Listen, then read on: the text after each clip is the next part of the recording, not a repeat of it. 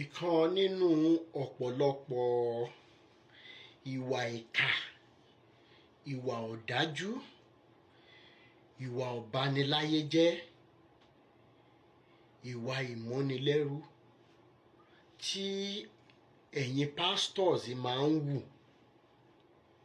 tó fi wá fà á pé Awíkòkó ń bínú, ó ń para débi wípé tí n bá ń sọ̀rọ̀ ó máa ń la ìpè lọ, tó dẹ̀ jẹ́ wípé ẹ̀yin tẹ́ ẹ lọ tẹ́ ẹ bọ̀ tẹ́ ẹ ń complain nípa ìpè tá à ń ṣẹ́ yìí, ẹ̀yin náà lẹ lọ lẹ́bọ̀ lẹ́ni wípé tí ò bá sì nídìí o obìnrin yìí jẹ́ Kúmólú, ẹ jẹ́ ń ṣáwò. Gbogbo ẹ̀yin pásítọ̀ àti tó mọ bíbélì àti tí ò mọ bíbélì àti tí wọ́n máa ń bá a kọ́ ẹ mọ́ra yín tó ṣe wípé ẹ̀yin gangan kọ́ lẹ mọ mẹ́sẹ̀gì yẹn, àti tó lọ ń wò lórí íńtánẹ̀tì, àti tó yẹ pé ó kàn mátàmọ́ tán bá ṣáà ti pè yín fún any ministration gbogbo ìgbàlẹ̀ máa ń gba nǹkan tẹ́ ń pè ní honorarium. Ìgbà míì wà envelope náà máa ń bá mi fi sínú yín, ìgbà míì inú àkáǹtì yín náà máa ń fi sí, débi wípé àti ẹ̀gbọ́ròyìn wípé ẹ̀yin pásítọ̀ kọ̀ọ̀kan wà débi wípé apart from monetary honorarium, ara ń tẹ́ ẹ máa ń béèrè fún ni wípé obìnrin ṣẹ̀ǹgẹ̀jẹ́ tí wọ́n máa bá yín gbé sínú yàrá hòtẹ́ẹ̀lì tẹ́ ẹ máa bá sùn, àwọn àṣírí yẹn wà lọ́wọ́ wa. Tọ́ ẹ wá ń gba oríṣiríṣi honorarium yìí lórí wípé kẹ́ẹ̀kan ṣí bíbélì kẹ́ẹ̀ka kẹ́ẹ̀wàásù kẹ́ẹ̀dẹ̀ lọ. Ṣùgbọ́n ẹ̀yin pásítọ̀ yìí kan náà ló ṣe wípé ẹ wá ń sọ fún àwọn church members yín, yálà wọ́n ń gbá ọgbà ilé ìjọ ni, inú ìjọ wọ́n ń to chair, wọ́n ń nu chair ni, àwọn oní decoration tí wọ́n máa ń risk life ara wọn débi wípé wọ́n tún ní láti máa gun òkè láti ṣe decoration. Bí wọ́n bá wá bá yín tún generator ṣe ẹ ní wípé wọ́n ṣiṣẹ́ f'Olúwa ni. Gbogbo orú àwọn services báyìí ọ̀fẹ́ lẹ̀ ń gẹ̀ẹ́tì ẹ̀.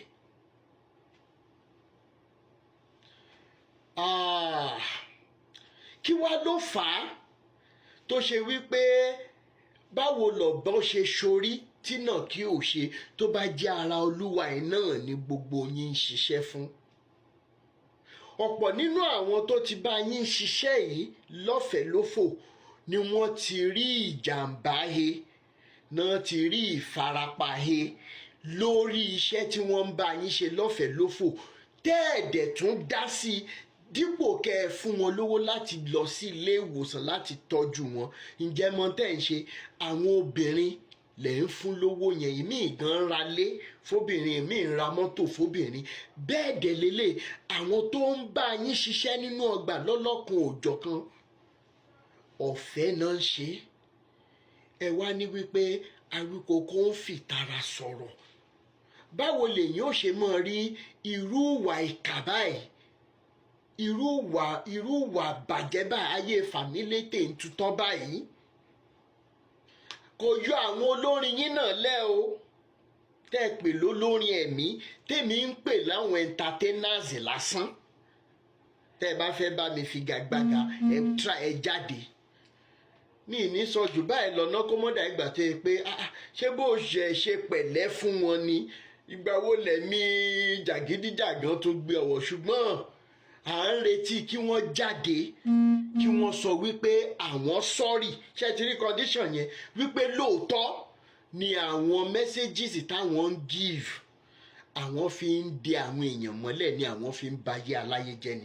Ìgbà yẹn gan l'Elédùmarè ó bójú wolẹ̀, yóò dáríjì gbogbo wa, yóò mú àdúrà wa wọlé àṣẹ. Ṣùgbọ́n láì jẹ́ bẹ́ẹ̀, ó níye ìgbà tí Awíkòkó fún wọn kó tó di wípé a máa ṣe kíni, a tún máa resume padà, torí wípé ojúbọ ọ̀rọ̀ kan náà fi ń gbọmọ lọ́wọ́ èkùrọ́. Ó dẹ̀ ti di dandan kí àwọn èèyàn gbọ́ mẹ́sẹ̀jì wa kí wọ́n bọ́ nínú gbèkùn. Kò yé yín, torí wípé iṣẹ́ tá a bá rán ikọ̀ nìkan jẹ́. gbogbo ìtàkùn tó bá sì ti ní kí erin Awíkókó mọ́ gun òkè iṣẹ́ yìí òun àtẹrin náà jọ ń lọ mi ní sọ jù bẹ́ẹ̀ lọ ẹ̀yin tẹ́ ń ṣerú àwọn iṣẹ́ ọ̀fẹ́ yìí káàkiri nínú ilé ìjọsìn àwọn bàbá ẹ̀ náà ló lọ náà sọ wípé time is what? Time is money. Àsìkò lówó. Gbogbo àsìkò tẹ́ wá ń lò nínú ìjọ wọn láàárọ̀ lọ́sàn-án lálẹ́ lójoojúmọ́. Ǹjẹ́ ó pa owó fẹ́yìn? Ṣùgbọ́n lọ́dọ̀ títí wọn ojoojúmọ́ lówó ń wọ àkáǹtì wọn. Ẹ ronú sí ọ̀rọ̀ tí mo sọ yìí. Ó bá ẹ̀yin ìránṣẹ́ Ọlọ́run wí. Ó bá ẹ̀yin tẹ́ ẹ wà nínú ìjọ gẹ́gẹ́ bí ọmọ ìjọ. Ó bá ẹ̀yin náà wí pé kẹ́ ẹ rorí yín. Awíkókó tún ní sọ jù báyìí lọ ó dìgbà náà ire o. Pastor. So religion has brought a lot of washing that a man will sit in the comfort of his home and ask my son or daughter to bring what they call first fruit. For what? Now you train him? My suffering all my life? He receives my fatherly blessings and that goes all through his life. I'm the only person who can open my mouth and cause it happens. You as pastor cannot. So this brainwashing has to stop. A man woke up, and that was where that thing came from in January, on video. I don't know where I saw it, and said, "It is my portion. It is my blessing. You must bring your salary to me." And I asked Chukwudi, entire salary of 100%. Remember, I took 5,000. I mean, 500 from my son's own. Ask yourself logically, and you that is watching this program, ask yourself logically, if you take 100%, what about the child's transportation? Won't he eat that month? Would he recharge his phone? It's wicked for anybody to do that. It is not God, and we must challenge it. I'm not a Christian to the level of following sheepishly or falling for anything you say. We all have anointing. Bible says, ye are gods. I'm a God. So nobody should hypnotize my children in the name of God said. There are biblical passages that back this claim. For every law, there's an exception. And there are laws you quote. You must quote them within the community of other laws. I won't say more than that. You know, it's just like when to just give leverage to this.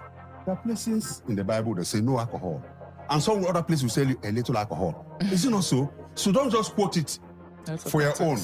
You can quote anything. There are places you go, it will tell you, you got to do this too.